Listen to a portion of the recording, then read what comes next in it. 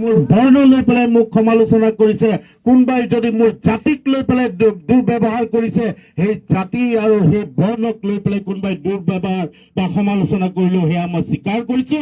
100 বাৰ স্বীকাৰ কৰিম।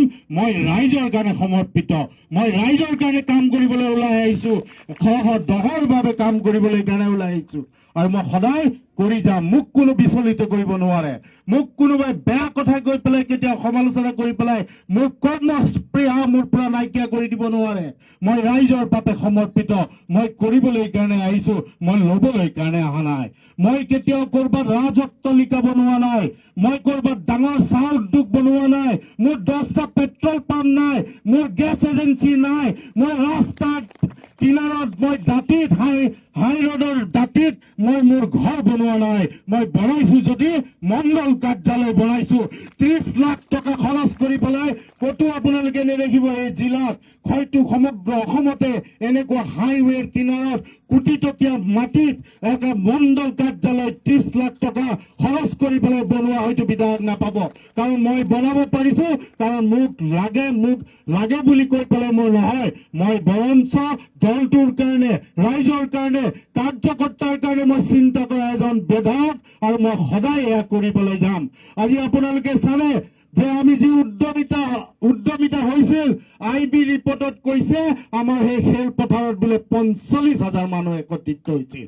আমাৰ কাৰণে ডাঙৰ উপলব্ধি। 25,000 মানুহক খোৱাৰ কাৰণে আমি ব্যৱস্থা কৰিছিলো।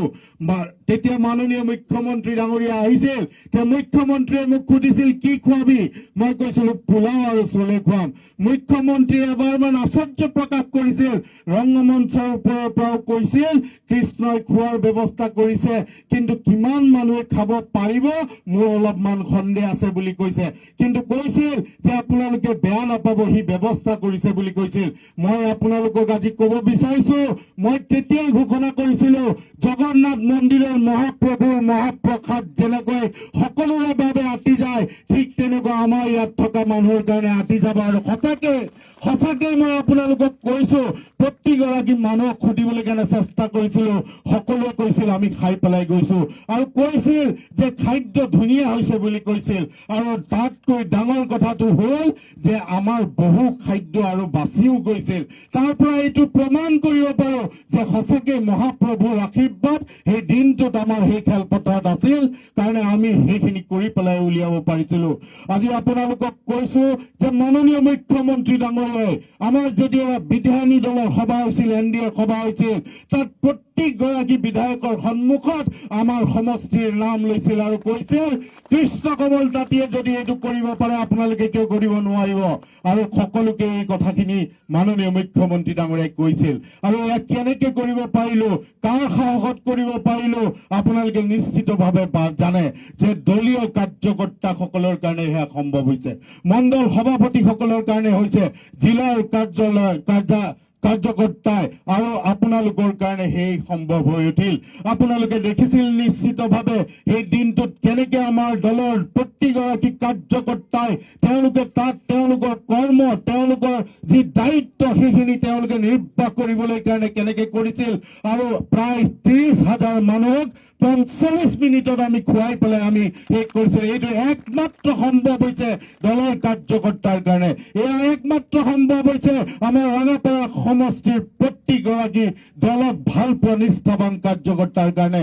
সেইকাৰণে মই আপোনালোকক লৈ গৌৰৱ অনুভৱ কৰো।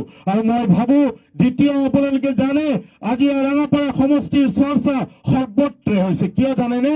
মন কি বাত অনুষ্ঠানত আমি 100 শতাংশ কৰিবলৈ কাৰণে সক্ষম হৈছো।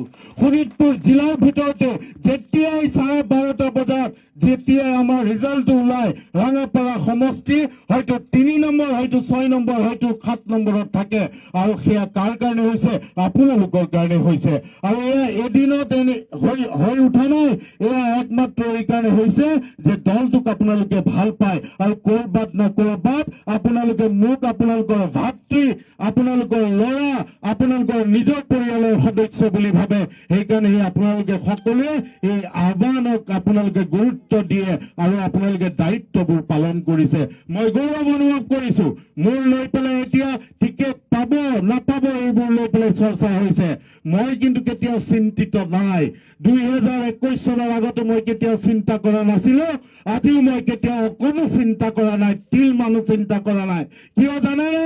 ইয়াৰ অন্যতম কাৰণটো হ'ল মই 21 আগত বিধায়ক নাছিলো, তেতিয়াও ৰাইজৰ সেৱা কৰিছিলো, আৰু আজি বিধায়ক আছো, ৰাইজৰ সেৱা কৰিছো, আগন্তুক দিনতো ৰাইজৰ সেৱা কৰি যাম।